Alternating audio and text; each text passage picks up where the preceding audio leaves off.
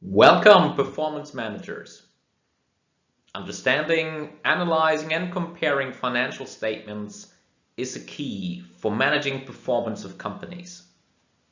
The financial position of a company is a starting point for action planning on a strategic, tactical, and operational level. Keep in mind that the key for companies is profitable growth. Please join me on this learning journey. The learning objectives for this module are: first, understand the importance of financial analysis. Second, be able to perform strategic sales and EBIT CAGR computations. Third, be able to perform a horizontal and vertical analysis of income statements and balance sheets. Fourth, be able to compute the standard financial ratios and understand how to influence them. And fifth, be able to perform a financial benchmark analysis.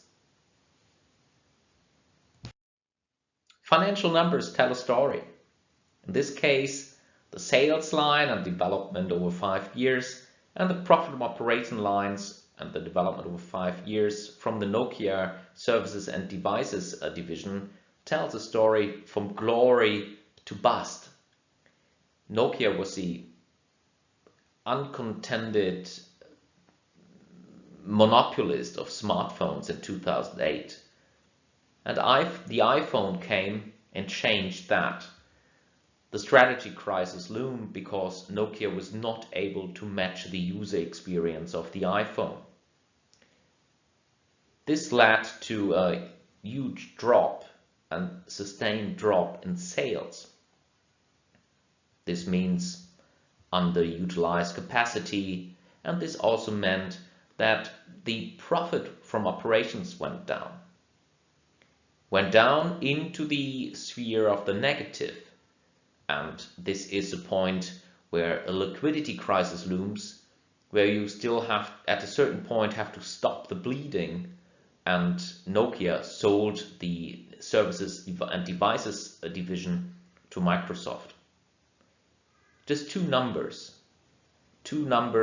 set into a story, and the top line, which is the sales line, and the bottom line, which is profit from operations, suffice to understand what was going on.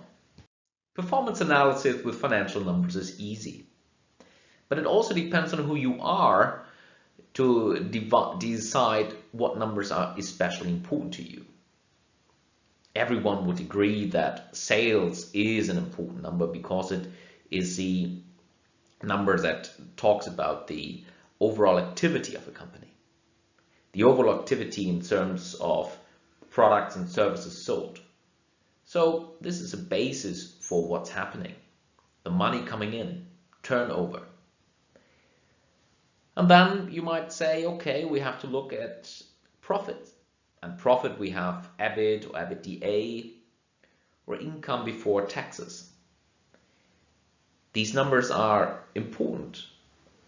And if you look at the states, they will say, okay, we want to tax you based on your profit. So it's very important for them to see that number. Sales number is important for everyone. The profit numbers are important for different people in different variations. For example, EBIT is quite important to compare companies that have a different financial structure or a different taxation regime that they're under. The net income is particularly important for the company itself, saying what is left, what kind of money do we have left after everything is paid. The net income is also referred to as the bottom line. But there are other numbers. You see earnings per share, adjusted earnings per share, and dividend per share. These are numbers that are particularly important to shareholders. And shareholders are the ones who decide whether they want to buy more of your shares or less. Maybe they want to sell your shares, and then your share price is very important for companies, because you might become a target for acquisitions if your share price is too low. And if your share price is not high enough, you might not be able to buy other companies. So quite important numbers here. Another important number is the cash provided by operations. Cash from ops, as people like to term it, is showing us how much money is the company generating, right? Companies are money-making machines. Profit is opinion, cash is fact. And therefore, the cash provided by ops, very important number. It's also the case that companies are evaluated and share price is evaluated by cash and cash projections. Therefore, the cash statement is very important. Yes, BASF also wants to boost their research and development expenses, and they show off their 1.6 billion invested into R&D, and return on asset and return on equity after tax are important numbers for some investors, and they reassure investors that their money is well invested and that they're efficiently taking care of the money. Let's have a look at the income statement. First, look at the income statement's top line, which is sales, and the bottom line, which is net income. This is why people also refer to top and bottom line. But the interesting thing here is not just to look at the different elements of the income statement. That is something that I expect you to know already. But look at the year-on-year comparison, right? You have, for example, sales where you have a 15% increase from one year to the next. This is quite considerable. But also look at the cost of sales. The cost of sales have increased by 19%. That is not so good, because it says that per unit of sales we are less profitable than before. But overall, the gross profit increased by 5%, which is good. If you look at the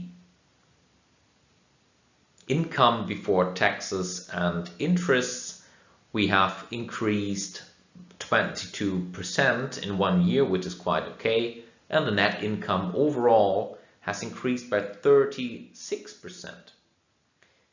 Yes, this is interesting, because how can that happen if we are basically not, if the income from operation has just increased by 11%? Good question, right? So other income radically increased. We don't know what that is. Maybe they sold something. But this is interesting to see that actually the net income that people are looking for has been a bit increased. We don't know whether artificially or not, but the net income line looks much better than the actual income from operations increase. You see, the comparison of year-to-year numbers already tells a story. So we can clearly see that 2011 was a much better year than 2010. And maybe the cost of sales have increased because the ingredients and material that they had to buy also went through the roof in prices. But we don't know. Overall, we see it has been a good year for BASF compared to the last one. And we also see that they had the reserves to show a net income increase that is much higher than the income from operations. So horizontal analysis is a very first and important step in our understanding of how a company performed. The year-on-year analysis is quite helpful, but what is even more interesting is look at long-term historical data. So if we, for example, take the BASF case and we see 10 years, and we take the 10-year sales, we see that sales have more than doubled in that time. And here we also see the CAGR, compound annual growth rate. The compound annual growth rate is about 9%. That is the average growth rate over the years. You can see the formula below how to compute it. What is even more interesting is that the net income has more than quadrupled over these 10 years. So this is a classical story of marvelous development, of profitable growth over a sustained period of time. Guess what? The share price of BASF also increased dramatically. So there's a huge correlation between the share price and the development of a company. Share prices depend on growth stories, and past growth is a good indication for future growth. It's a good indication for stability. But coming up with new growth stories every few years is not easy.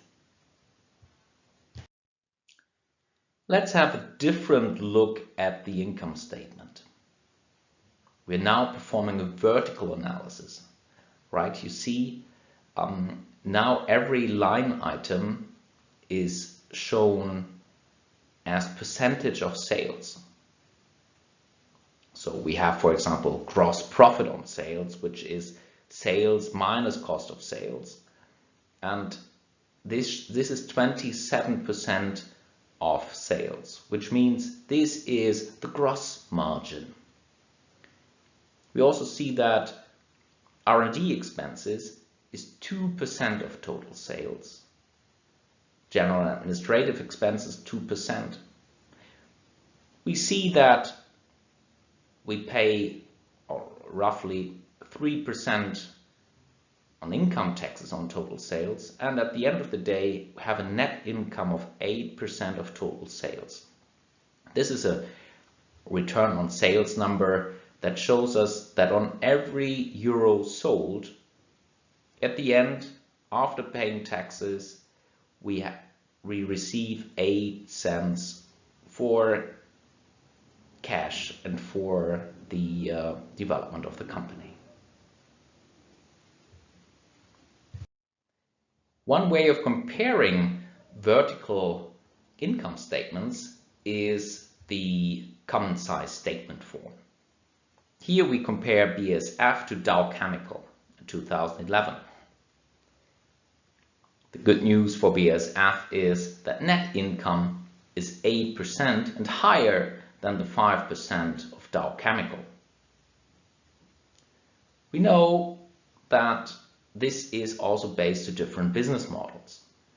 If the cost of sales is higher for Dow Chemical and lower for BASF, this might be an indication that BASF is able to sell more advanced technologies or materials and that they can have higher margin on it. On the other hand, we see that the operating and other expenses are higher for BASF than for Dow Chemical. So if there are huge differences in operating and other expenses compared to total sales, there must be an explanation and there must be also a justification. For BASF, there might be good justification because they have higher net income than Dow Chemical. But if we see that our net income is much lower and our operating and other expenses are much higher, maybe we have to consider that we are not that efficient than our competitors. The vertical analysis can also be taken to the balance sheet. Here the balance sheet shows us the single assets or liability items as a percentage of total assets or total equity and liabilities. Here we can see how important are certain asset classes. And here we see, for example, that property, plant and equipment plays a huge role with 29% of total assets. If you go to Ludwigshafen and have a look at the chemical city that they built, you understand clearly what's going on. We also see, if we look at inventories and accounts receivables, that this is important. This is their working capital. And if you look at the equity, you see it's almost 40% of total equity and liabilities. And this already is another ratio, the equity ratio. Not bad. Overall, we see a healthy balance sheet. Really healthy? We don't know. Intangible assets are something that difficult to understand. In many cases, this is just goodwill. Goodwill could mean that they just acquired companies, maybe at a too high price. And this goodwill represents maybe not real value and need to be corrected in the future. We don't know. But 20% is quite a lot. So we have to watch what is going on in this field. And usually if in the annual report, there will be lots of explanations and impairment tests and other things that explain to us why the intangible assets are as valuable as presented in the balance sheet. Performance analysis with ratios goes beyond just looking at particular numbers, but ratios put different numbers into perspective, and they are a meaningful and sophisticated way to talk about businesses. Analysts, investors expect us, business administrative people, to use these numbers in a professional way. Let's start with measuring the ability to pay current liabilities. Important numbers like the current ratio and the quick ratio are here, and we'll look at them in more detail.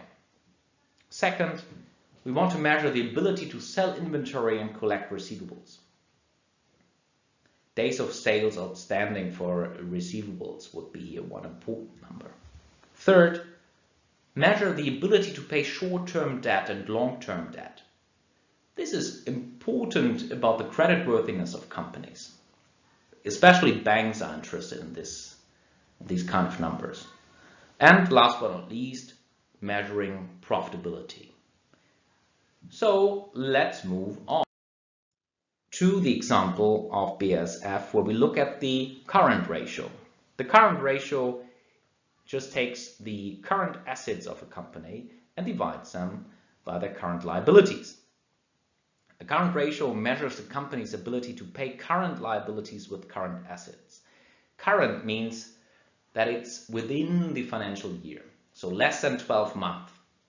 Liabilities have to be paid back within the year, and current assets are meant to be sold within a year. High current ratio indicates a strong financial position with sufficient liquidity assets. If you look at BASF, we see that the current ratio is 1.64. So we know, we can deduct from that our receivables and our inventory is much higher, it's much higher than our current liabilities. So this gives us a lot of comfort that we won't have a shortage of liquidity in this year. Dow Chemical is a bit better at 1.7. So, but this is one thing, and of course anything above 1 is considered to be safe. But how do we improve the current ratio, especially if it's very low? If it's very low, we can of course first thing increase equity. If we increase equity and have and add also like that current assets in form of cash, we would bring up the current ratio.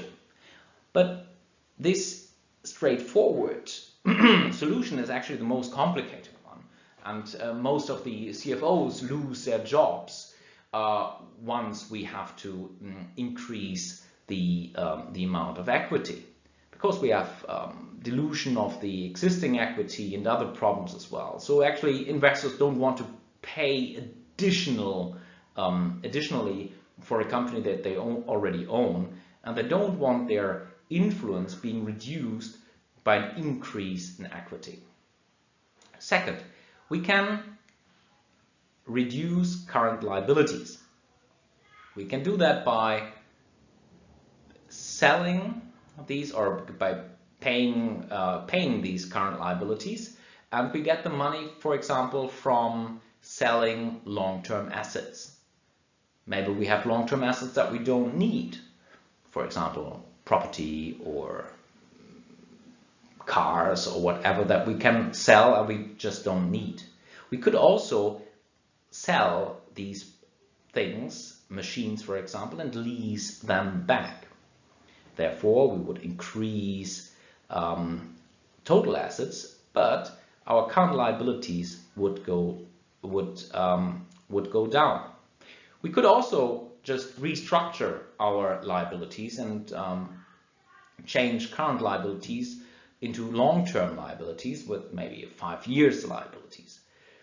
They might be more expensive, and there might be difficult negotiations ahead with the banks, but this is of course an opportunity that we shouldn't disregard. Yeah, so how to improve the current ratio? There are many things. The question is, do we want, what kind of the underlying questions, how much is the level of debt that we want to have to make to also take advantage of the leverage effect. Hi, so let's think about the unlikely event that all our current liabilities come due immediately for whatever reason. Although this is hypothetical, the asset test ratio or the quick ratio gives answer to that. Here the inventory and prepaid expenses don't count. So we only have cash and cash equivalents like short-term investments and net current receivables that are divided by the current liabilities. So in the case of BASF, we still have a number above 1.03, which is quite excellent. That means even if we had to pay all our liabilities back immediately, we could. Or almost. The Dow Chemical Company had a quick ratio of 1.2 in 2011. So the question is, how do we improve the asset test ratio? As of course we can do all the things that are there to improve the current ratio, plus we can actively manage our inventory. So if we manage our inventory, our goods to be sold, we can radically increase the asset test ratio. So how do we do that? End of the year sales. Yes, we sell at a discount. We have to turn inventory into cash to make sure that our asset test ratio goes up. So yes, that's important, and for some companies it's also very important that they have an asset test ratio that's rather closer to 1 or above 1 to prove that they're a strong financial position. If you're a supermarket, that might be quite complicated, especially if you own all the products, not as Aldi. Then your asset test ratio will end up probably closer to 0 than to 1, because most of your assets are your inventory. So how to improve the asset test ratio? That is mostly a question of having low inventory in accordance with the needs of your customer. And yes, there are many areas where you can just cheat and make sure that at the end of the year your inventory is quite low. Let's look at the inventory turnover. The inventory turnover looks again at inventory, and here we have another important number. How well are you in the position to sell your inventory? The higher the number, the better. It's cost of sales, which is basically the cost, the material cost, or the production cost of your inventory, and you divide it by the average inventory. That gives you how the turns, right? For BASF, it shows that they are selling 6 times or almost 6 times the inventory a year. Might say this is a lot or not, but yes, it is an indication that you are selling it quite well and that you're not over hoarding inventory. So if you compare the number to Dow Chemical, they had an inventory that was closer to 7. Basically, that's a better number. That means they are more in just-in-time delivery. They have invested more to actively manage their inventory. What else can you do to make sure that inventory turnover is high? First of all, inventory management. Make sure that your slow turning goods get off your balance sheet, that you have maybe some of your items might be there for years and you just forgotten to write them off. Make sure that you have a clean sheet, and be sure that you have somebody who is looking at an aging report of your inventory regularly, and that old items are dealt with either by discounts or by making sure that you're not producing too much and that there's a clear balance between what you have in stock and what is really needed. The days of sales outstanding ratio measures how many days sales remain in accounts receivables. In other words, it answers the question, on average, how many days do we have to wait until we get money on our receivables? How do we calculate that? We take the average net receivables, and this is by taking last year's receivables and this year's receivables and divide it by 2. And we divide it through 1 day's sales. That is, we take total sales and divide it through 365. So in that case, for BASF, we have come up with the number of 52 days of sales outstanding. You might say that's quite a lot, because days of sales outstanding for companies like Aldi is probably, yes, 0. Because with cash and carry, you pay immediately. But part of the business model of BASF is that they are catering the needs of industrial partners. And in the industry, it might take quite a while until the product that is being produced is turned into cash.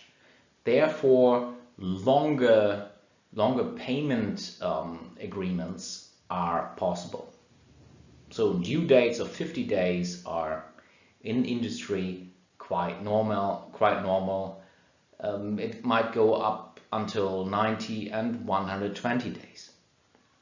So Dow Chemical had DOS, or days of sales outstanding, of 29 in 2011, and the question is, what is better? Of course, it's much better to have a low days of sales outstanding, because you have risks involved with it. Receivables that do not materialize, that do not get paid, are a risky thing. So, and you don't have cash, right? And cash is king. So basically, lower is better, but there are limits to bringing down the number, especially if your business model depends on back-to-back contracting and your customers are absolutely in a situation that they need a longer payment period. Yeah. So it's a question of financing. Maybe the company has to finance your customers as well. But there's an upside to it. If you are financing your customers, you might also charge a higher price for it. So how can you improve the days of sales outstanding? There are two ways. Basically, one would be to change the terms of sales and make sure that the due date is maybe 30 days or 15 days, or you sell your receivables. And if you systematically sell your receivables, maybe even at the end of the year, it's called factoring, you get at a discount cash for your receivables. The discount is quite substantial. It can be 5%, can be 8%. This is also due to the creditworthiness of your receivables. But of course, if you hand out this important aspect of dunning procedures, of watching your receivables, this is a huge service and needs some work. So obviously it comes at a certain price. Yeah, so much for this ratio. Let's talk about the debt ratio, and here we're in the realm of companies being able to pay back debt. The debt ratio indicates the proportion of assets financed with debt. And we can calculate it by total liabilities divided by total assets. In this case of BASF, we end up with a number of 59%. The equity ratio is, especially in Europe, much more common, and in the US they also use the debt to equity ratio. But let's stick to the debt ratio. 59% means that almost 40% of the assets are financed with equity, which is a rather stable topic. So for example, if we take banks usually, if we take this total liability divided by total assets, this is usually a much higher number, very much closer to 100% than to 80%. So yes, it's a different business. Dow Chemical has a debt ratio of 66%, which is higher. The question is, what is better? The higher the better? Maybe. Because of the leverage effect, there might be a tax shield and equity profitability effect. But if you exaggerate, you might become vulnerable to market fluctuations and your credit rating might deteriorate. So how do we improve the debt ratio? Yes, and here it is not so easy. We have difficulties because, yes, if we divide deleveraging is usually always complicated. Yes, we can sell assets and pay back liabilities with them. That kind of deleveraging is usually not so fun, and especially if we have to do it short term, it's also costly. We could get more equity, but as I said before, it is last option to be pursued. So I don't know exactly what to do now, but the improving and getting to the right debt ratio is an art that also depends on the question of how high is the interest rate and how high is your return on equity. So this is a balancing act, coming up with the right debt ratio, and it also a question of culture. Some companies prefer higher equity, some prefer lower equity. Some business models require, because of their riskiness, higher equity, and some are less prone to risks and don't need so much equity. Now, let's move on to the times interest earned ratio. So one thing is the structural debt that we have. The other thing is, how well are we prepared to pay back on our debt, on our current interest expenses? And here we take the income from operations and divide it by interest expenses. We take the BASF case, we come up with 11.3. That means from our income from operations, we can pay back 10 times or 11.3 times the interest expenses for that year. That's a very, very comfortable position, especially if you compare it to the Dow Chemical case, where it's only 2.7. Here we are clearly at a point where there is a lot of deleveraging to be done. The times interest earned ratio is not so easy to manipulate. First, we might try to negotiate different interest rates, if that is possible. Second, we might start deleveraging. Both cases are complicated. Therefore, the times interest earned ratio is quite a meaningful indicator about the creditworthiness of a company.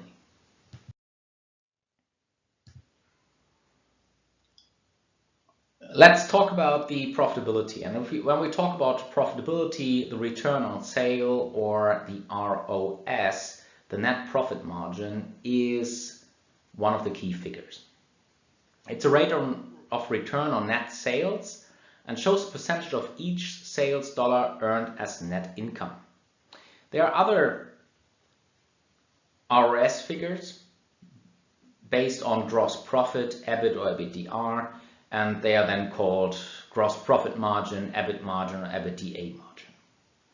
In the case of BASF, we have the number of 8.4%, which is not bad at all, depending on the industry. But if you compare it to Dow Chemical, we see the ROS is 4.6%. And here again, it might be also due to the higher interest rates that they pay. In order to make sure that this is a real reason, we should compare the EBIT return on sales with the return on sales based on the net profit margin.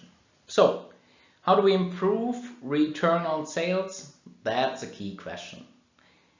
The bottom line is difficult to manage. So that means we have to get rid of all unnecessary costs, maybe increase prices, become better in serving our customers.